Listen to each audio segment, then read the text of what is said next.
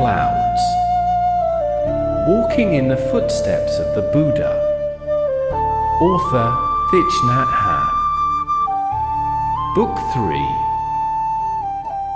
Chapter 58. A handful of precious earth.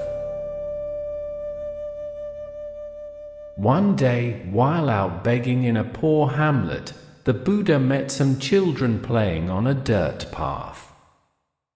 They were building a city from dirt and sand, complete with a city wall, storehouse, dwellings, and even a river. When the children saw the Buddha and Bhikkhus approaching, one child said to the others, "The Buddha and Bhikkhus are traveling past our city. It is only proper for us to make an offering to them." The other children liked the idea, but said, "What do we have to offer the Buddha? We're only children."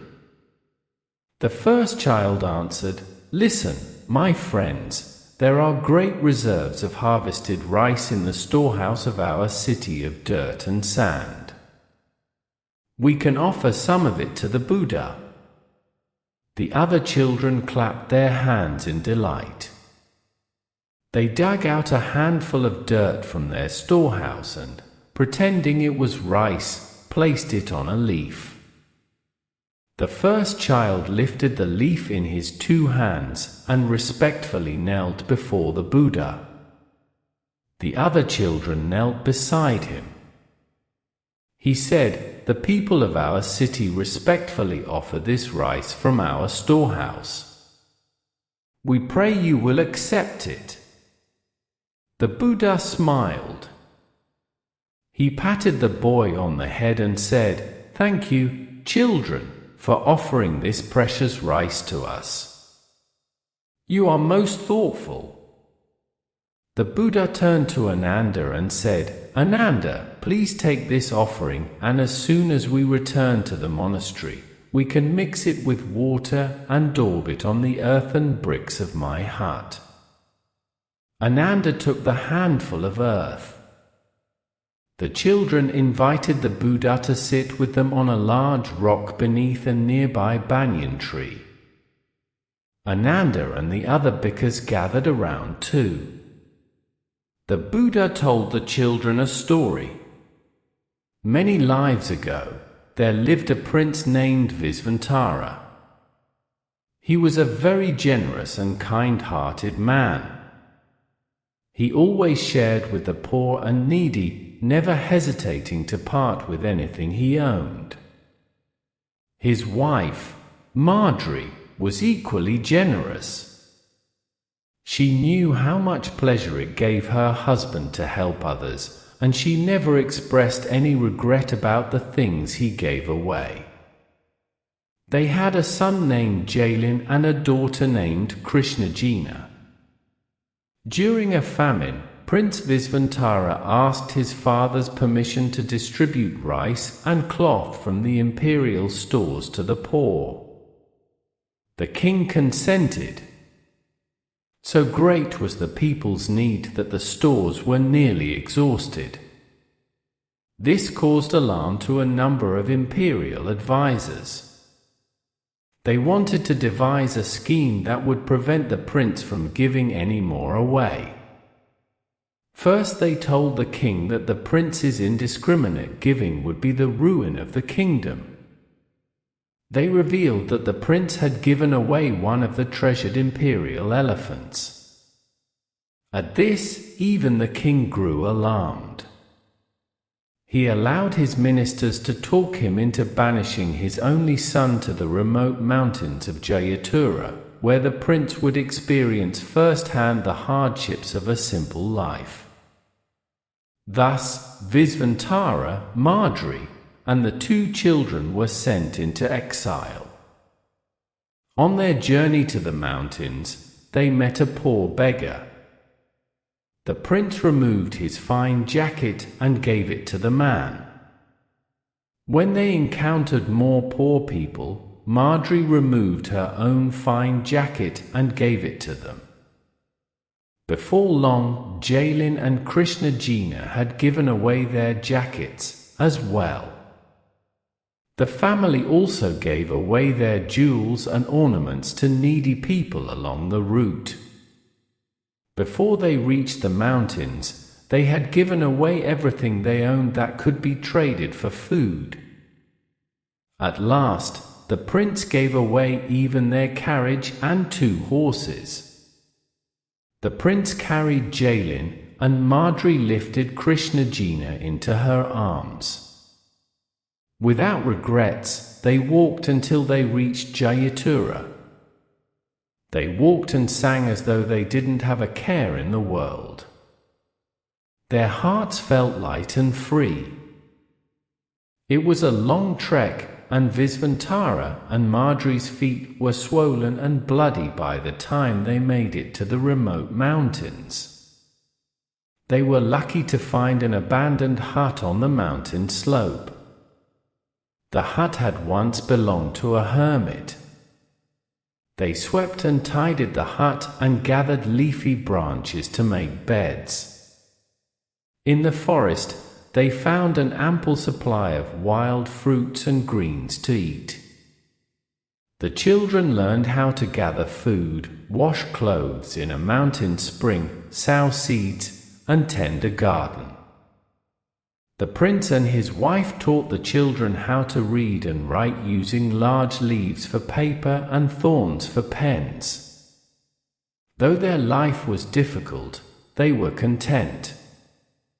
For 3 years they lived in peace. But then one day, when Prince Visvantara and Marjorie were out gathering fruit deep in the forest, a stranger came and kidnapped the children.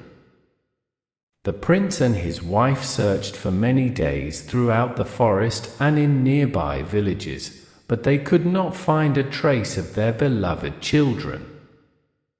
Finally, exhausted and discouraged, they returned to their hut, hoping against hope that the children might have returned there on their own. Instead, they were surprised to meet one of the king's messengers waiting for them. They were greatly relieved when he informed them that Jailin and Krishnajina were safe at the palace with the king. When they asked how the children came to be there, the messenger explained, "Several days ago, one of the palace ladies saw the children being sold at a market in the capital. She recognized them as your children, and she quickly returned to the palace to inform her husband, a royal advisor. He ran to the market and told the merchant to take the children to the palace, where he could be assured of receiving a handsome price for them. The king recognized his grandchildren even with their tattered clothes and soiled faces. He realized how deeply he missed you and your family." The king asked, "Where did you find these children? How much are you selling them for?" Before the merchant could respond, the royal advisor spoke. "Your Majesty, the girl is being sold for 1,000 pounds of gold and 1,000 cattle. The price for the boy is 100 pounds of gold and 100 cattle." Everyone, including the merchant and children, were surprised to hear these words. The king asked, "Why is the girl so much more than the boy?" The royal advisor replied, "You clearly value girls more than boys. You never scold or punish the princesses for any indulgences. Even the palace servant girls are treated with kindness and respect by you. You have only one son, and yet you exiled him to a remote mountain region where tigers and leopards roam and where there is nothing but wild fruit to eat. Surely you value girls more than boys." The king was moved to tears. "Please say no more. I understand your meaning." The king learned from the merchant that he had bought the children from another man in the mountains. The king paid the merchant and then ordered him to lead the imperial police to the kidnapper. The king embraced his 2 grandchildren and asked them about their life in the mountains. He issued orders for his son and daughter-in-law to be allowed to return to the capital. From then on, the king cherished his son and generously assisted in the son's efforts to relieve the suffering of the poor. The children liked the Buddha's story very much. The Buddha smiled at them and said, Prince Visvantara was happy to share all he owned with others. Today, you shed a handful of precious earth from your city storehouse with me. You have made me very happy. You can make others happy by offering them some small gift each day. It doesn't have to be something you buy. When you pick a flower by the rice fields and offer it to your parents, you make them happy. A word of thanks or love can also be a precious gift. A kind look or a small gesture of caring brings happiness to others. Offer such gifts every day to your family and friends. The bhikkhus and I must go now, but we will always remember the fine offering you made today. The children promised they would invite more friends and go visit the Buddha and bhikkhus at Jetavana. They wanted to hear more stories. The next summer the Buddha returned to Rajagaha to teach. Afterwards he went to Vulture Peak. Jivaka paid him a visit and invited him to spend a few days at the mango grove. The Buddha accepted the invitation, and Ananda joined him. The physician's mango grove was cool and refreshing. The trees were in their 8th year of bearing fruit. Jivaka rented a small hut for the Buddha and prepared vegetarian dishes for him every day. He suggested that the Buddha rest from begging for a few days in order to rebuild his strength. He also prepared an herbal tonic for the Buddha, made from roots, leaves, and fruits. One day as they sat together, Jivaka said, Lord, some people say you let the bhikkhus eat meat. They claim that Gautama tolerates the killing of animals to feed himself and his students. Some even make wild accusations that Gautama requires people to offer meat to the Sangha. I know these things are not true, but I would appreciate your thoughts on these matters. The Buddha replied, Jivaka, people do not speak the truth when they say I allow animals to be killed to provide food for myself and the bhikkhus. I have, in fact, spoken on this matter a number of times. If a bhikkhu sees someone killing an animal for the purpose of offering it as food to the bhikkhu must refuse it. Even if he doesn't actually see the animal being killed, but is told it was killed on his behalf, he must refuse it. Furthermore, if he merely suspects it may have been killed on his behalf, he must refuse it.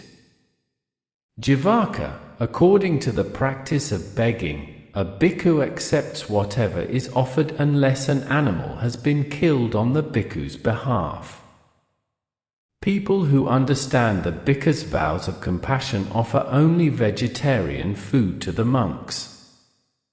But sometimes a person only has food that has been prepared with meat.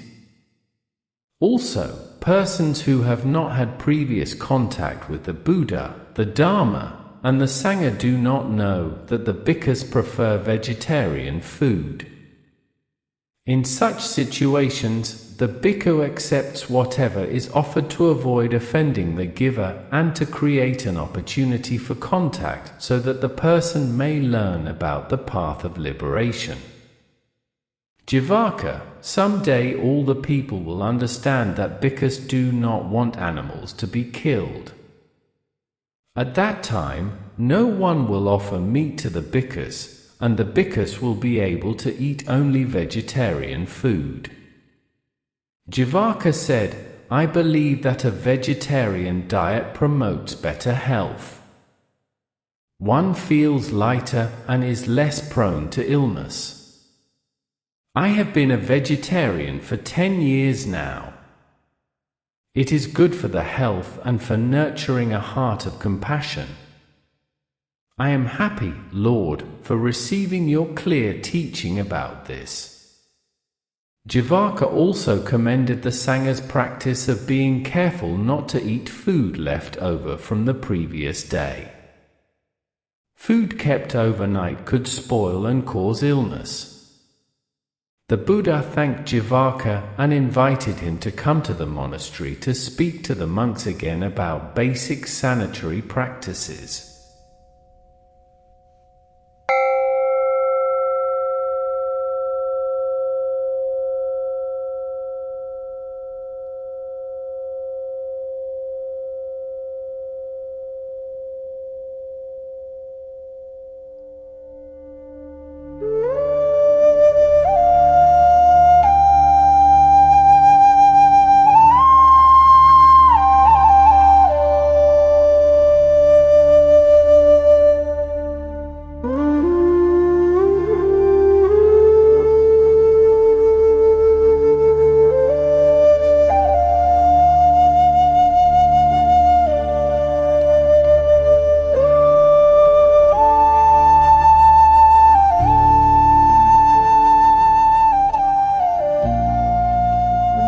Chapter 59.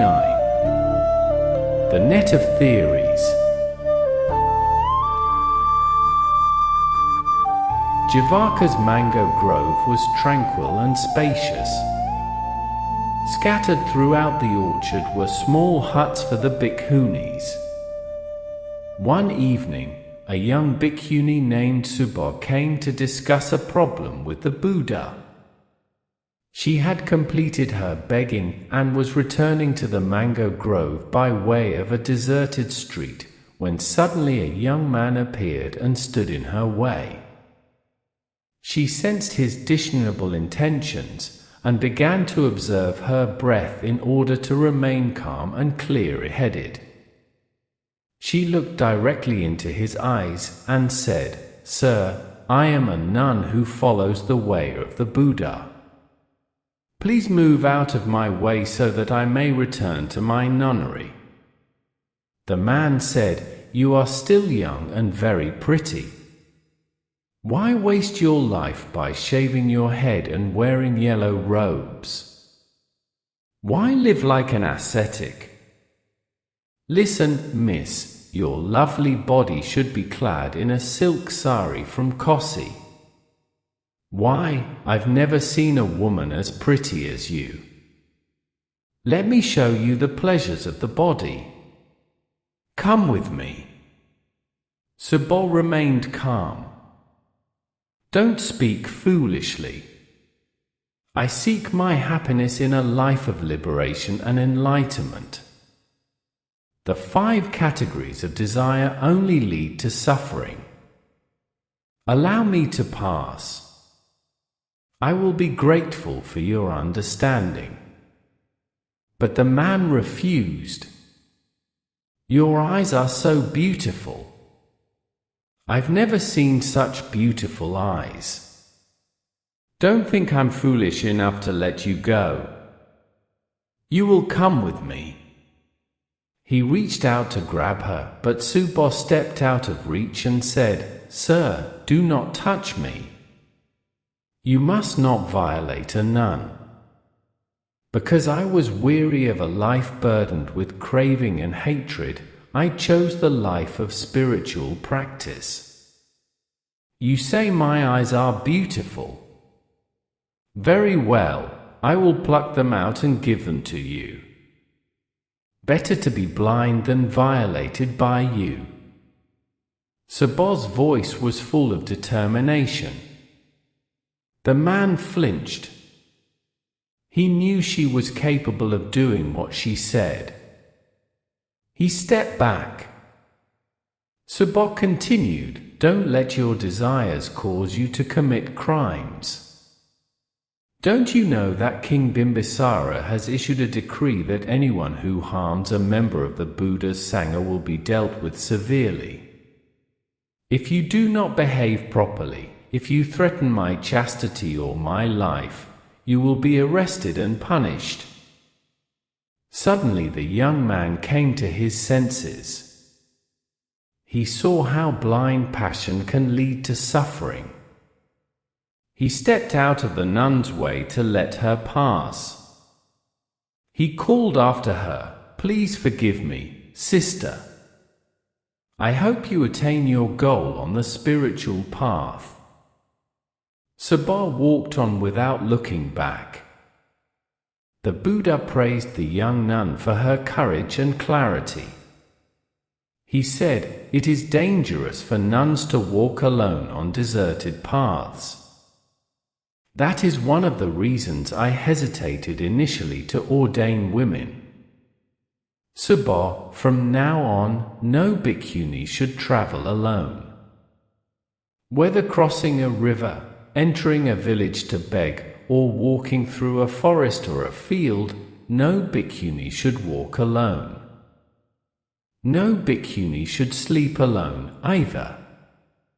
Whether she sleeps in a nunnery, a small hut, or beneath a tree, no bhikkhuni should sleep by herself. She should always travel and sleep with at least one other bhikkhuni, so they can watch out for each other and protect each other." The Buddha turned to Ananda and instructed him, "Ananda, please make careful note of this new rule. Request all the bhikkhuni elders to place this rule in their precepts." When the Buddha departed from Jivaka's mango grove, he went to Nalanda, accompanied by a large number of bhikkhus. They all walked slowly and mindfully. Each bhikkhu observed his breath. Behind the bhikkhus travelled two ascetics, Sapiyo and his disciple, Brahmadatta. They spoke in loud voices about the Buddha and his teaching. Sapiyo criticized and ridiculed the Buddha. Oddly enough, his disciple countered his statements by commending the Buddha and his teaching. The disciple spoke eloquently and convincingly to his teacher, moving the bhikkhus who could not help but hear the conversation going on behind them. That evening the bhikkhus stopped to rest in Ambalathaka, a lush forest that belonged to the royal family. King Bimbisara had announced that all spiritual seekers from all sects could use Ambalathaka to rest in whenever they needed. Sapiyo and Brahmadatta rested the night there, too. The next morning, the bhikkhus discussed among themselves the conversation between the two ascetics. The Buddha heard them and said, "Bhikkhus, whenever you hear someone criticize or ridicule me or the Dharma, do not give rise to feelings of anger, irritation, or indignation. Such feelings can only harm yourselves. Whenever you hear someone praise me or the Dharma, do not give rise to feelings of happiness, pleasure, or satisfaction. That too will only harm yourselves. The correct attitude is to examine the criticism to see what parts may be true and what parts are not true. Only by doing that will you have a chance to further your studies and make real progress. Because most people who praise the Buddha, Dharma, and Sangha possess only superficial understanding. They appreciate how the bhikkhus lead chaste, simple, and serene lives, but they do not see beyond that. Those who have grasped the most subtle and profound depths of the Dharma speak few words of praise. They understand the true wisdom of enlightenment. Such wisdom is profound, sublime, and marvelous. It transcends all ordinary thoughts and words. Because there are countless philosophies, doctrines, and theories in this world. People criticize each other and argue endlessly over their theories. According to my investigation, there are 62 main theories which underlie the thousands of philosophies and religions current in our world. Looked at from the way of enlightenment and emancipation, all 62 of these theories contain errors and create obstacles. The Buddha proceeded to explain the 62 theories and expose their errors. He spoke on the 18 theories concerning the past, for theories of eternalism, for theories of partial eternalism, for theories on the finitude and infinity of the world, for theories of endless equivocation, and 2 theories that claim that causality does not exist. He spoke about the 44 theories that concern the future, 16 that allege the soul lives on after death, 8 that say there is no soul after death, 8 that posit there is neither a soul that continues after death nor ceases to continue after death, 7 nihilistic theories, and 5 theories that say that the present is already nirvana. After exposing all the errors contained in these theories, the Buddha said, "A good fisherman places his net in the water and catches all the shrimp and fish he can. As he watches the creatures try to leap out of the net, he tells them, 'No matter how high you jump, you will only land in the net again.' He is correct. The thousands of beliefs flourishing at present can all be found in the net of these 62 theories. Bhikkhus, don't fall into that bewitching net. You will only waste time and lose your chance to practice the way of enlightenment. Don't fall into the net of mere speculation. Because all these beliefs and doctrines have arisen because people have been led astray by their perceptions and feelings. When mindfulness is not practiced, it is impossible to see the true nature of perceptions and feelings. When you can penetrate the roots and see into the true nature of your perceptions and feelings, you will see the impermanent and interdependent nature of all dharmas. You will no longer be caught in the net of desire, anxiety, and fear, or the net of the 62 false theories. After the Dharma talk, Venerable Ananda took a walk and focused his attention on recalling every word the Buddha spoke. He thought, "This is an important sutra.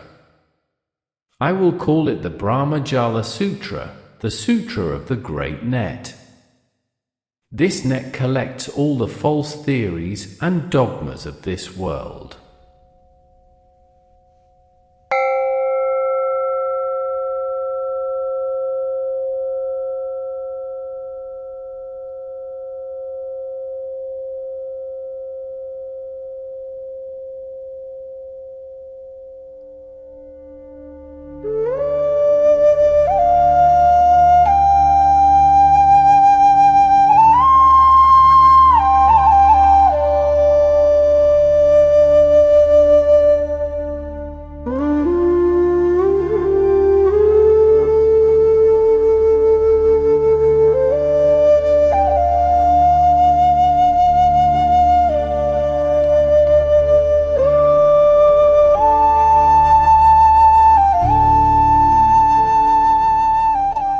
Chapter 60.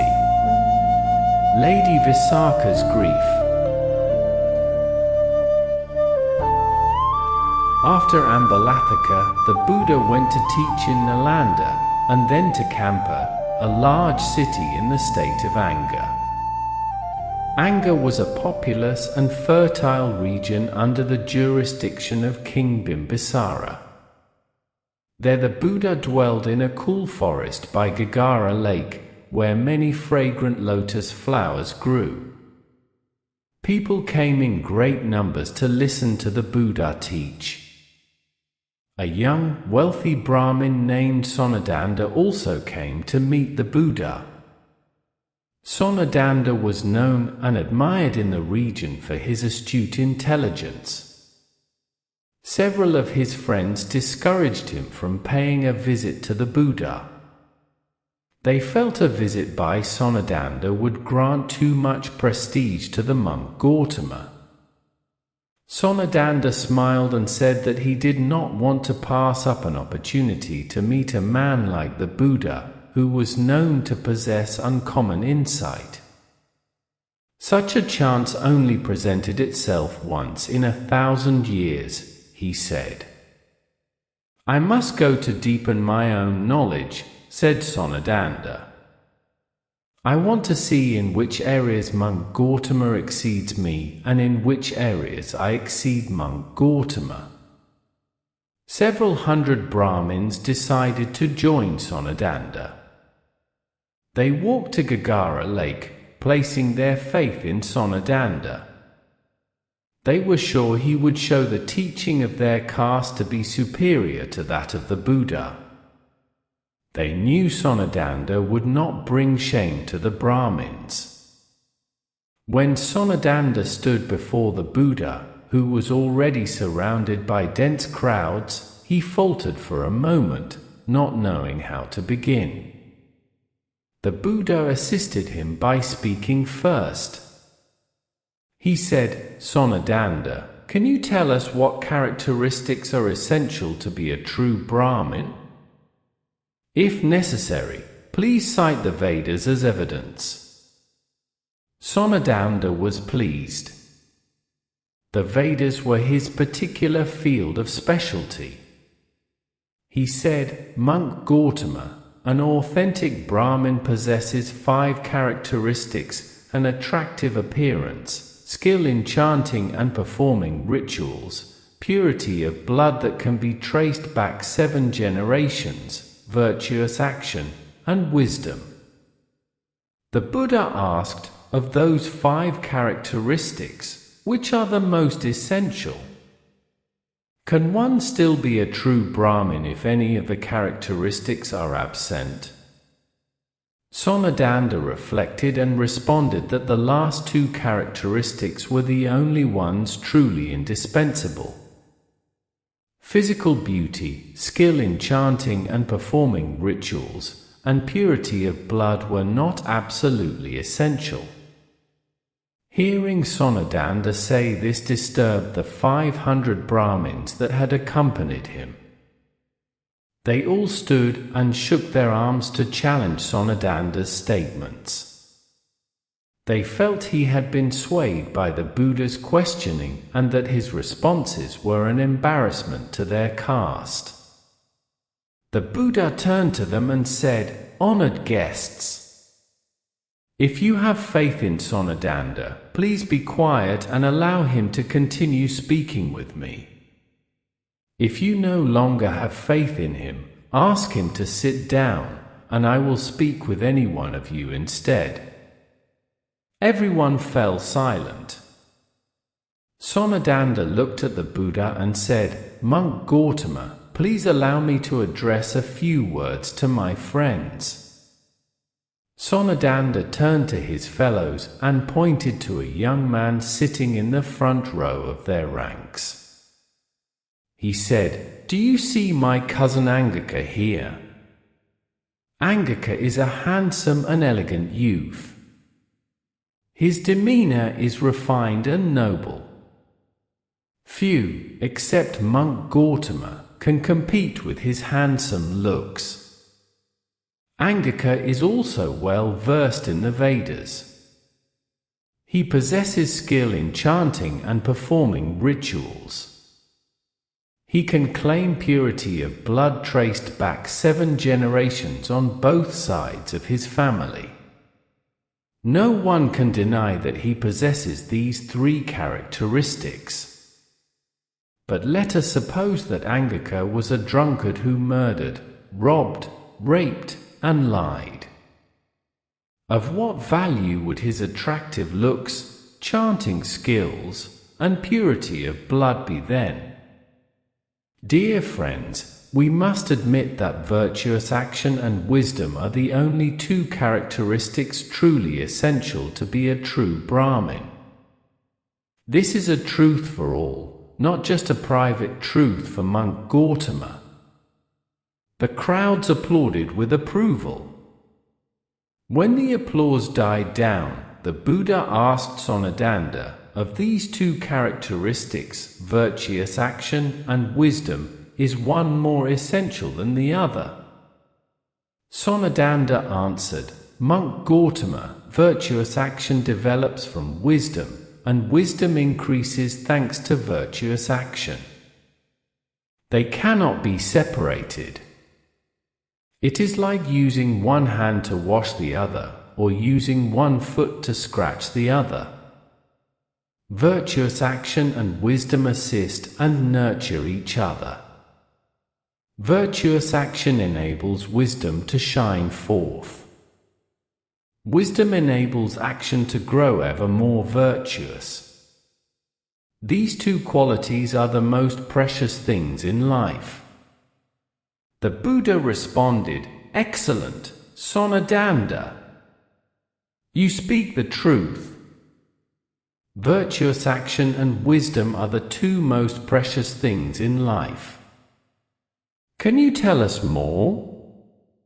How can one develop virtuous action and wisdom to the highest degree? Sonadanda smiled and joined his palms.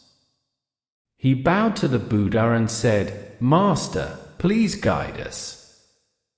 We know the principles, but you are the one who has actually attained the true path. Please tell us how to develop virtuous action and wisdom to the highest degree. The Buddha spoke to them about the path of liberation. He told them of the 3 steps to enlightenment, precepts, concentration, and understanding. Observing the precepts develops concentration. Concentration leads to understanding. Understanding enables one to practice the precepts more deeply. The more deeply the precepts are observed, the greater one's concentration grows. The greater one's concentration, the deeper one's understanding. The Buddha also spoke about meditating on dependent co-arising in order to break through false concepts of permanence and a separate self. Meditating on dependent co-arising enables one to cut the bonds of greed, anger, and ignorance in order to attain liberation, peace, and joy. Sonadanda listened spellbound. When the Buddha was finished, Sonadanda stood up and joined his palms. He said, Master Gautama, please accept my gratitude. You have opened my eyes today. You have led me out of the darkness. Please allow me to take refuge in the Buddha, the Dharma, and the Sangha. I would also like to invite you and all the bhikkhus to my home tomorrow for a meal offering. The enthusiastic exchange that took place that day between the Buddha and young Sonadanda sent waves throughout all levels of society in the region. A large number of Brahmana intellectuals became disciples of the Buddha, including a well-known Brahmin named Ambatha and his teacher Pokrasadi, in the village of Lecanankala. As more and more young Brahmins became disciples of the Buddha, it became difficult to quell the jealousy and resentment of certain Brahmana leaders and leaders of other religious sects. While they were still staying in Ambalatthika, Svasti asked Venerable Moggallana about the different religious movements of the times. Moggallana summarized the main tenets of each sect for him.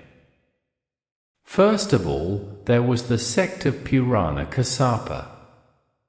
His followers were skeptical about morals and ethics, maintaining that good and evil were only concepts that resulted from habit and convention. The followers of Makali Gosala were fatalists. They believed that one's lot in life was predetermined and beyond any individual's power to change.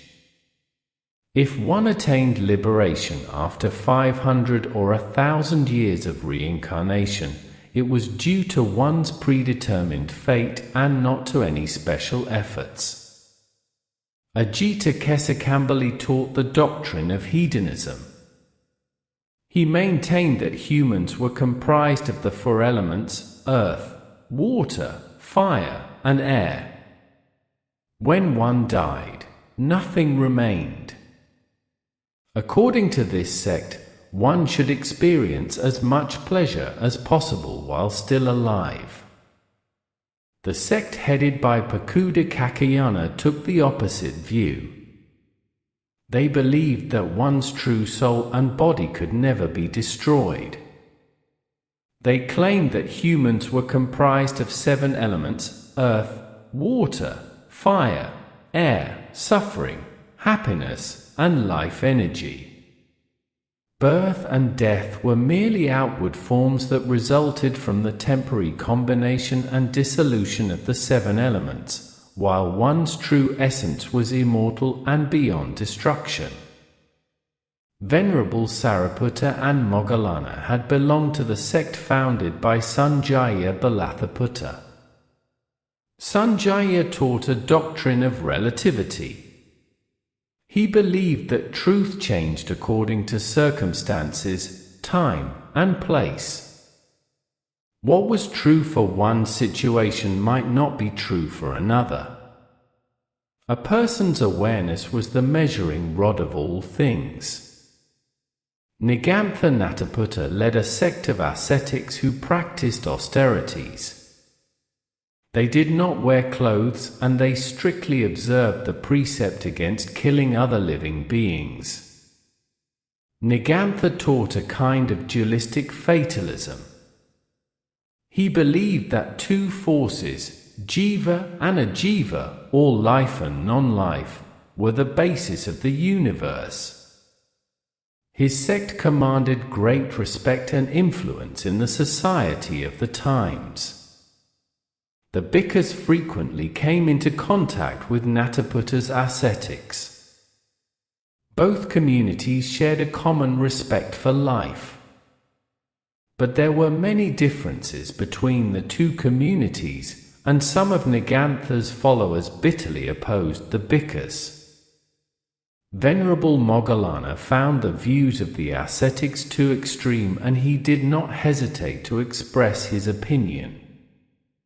Because of that, many of the ascetics were particularly hostile to Venerable Moggallana. The Buddha returned to Savatthi and stayed in Eastern Park. There was a constant stream of visitors. One morning Lady Visakha came to see him. Her hair and clothes were drenched with rain. The Buddha asked her, "Visakha, where have you been? Why are your clothes and hair so wet?" Lady Visakha wept. "Lord, my little grandson just died. I wanted to come see you, but in my grief I forgot to take my hat or parasol to protect me from the rain." "How old was your grandson, Visakha? How did he die?" "Lord, he was only 3 years old. He died of typhoid fever. The poor little one. Visakha, how many children and grandchildren do you have? Lord, I have 16 children. 9 are married. I had 8 grandchildren. Now there are only 7. Visakha, you like having a lot of grandchildren, don't you? Oh yes, Lord. The more the better. Nothing would make me happier than to have as many children and grandchildren as there are people in Savatthi. Visakha, do you know how many people die each day in Savatthi?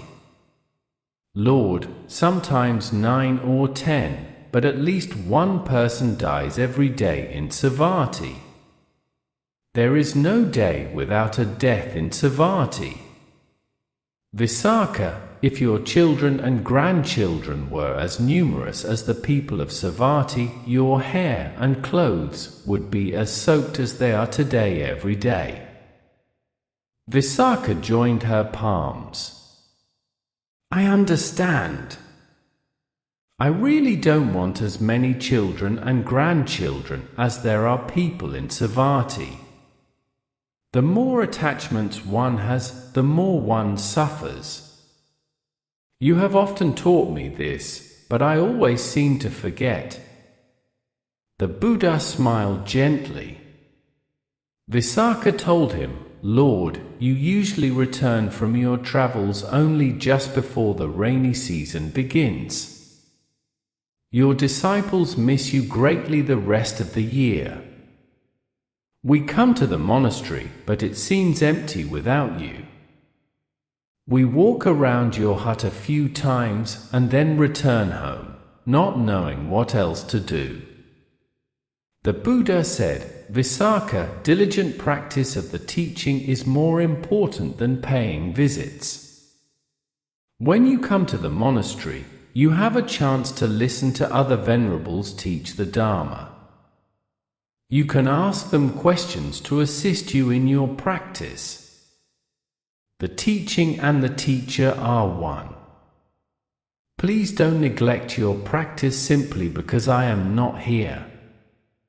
Venerable Ananda, who was standing nearby, proposed an idea.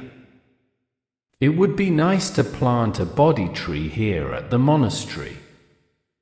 That way, whenever disciples come to visit and you are gone, they could visit the Bodhi tree in your place. They could even bow to it as though bowing to you. We could place a stone altar beneath the tree where disciples could offer flowers. They could walk slowly around the tree while practicing the contemplation of the Buddha. Lady Visakha said, that is a wonderful idea. But where will you find a Bodhi tree? Ananda answered, I can ask for a seed from the Bodhi tree in Uruvela where the Buddha attained awakening. Don't worry. I will acquire the seed, sprout it, and tend the tree. Lady Visakha felt lighter and comforted. She bowed to the Buddha and to Venerable Ananda and then returned home.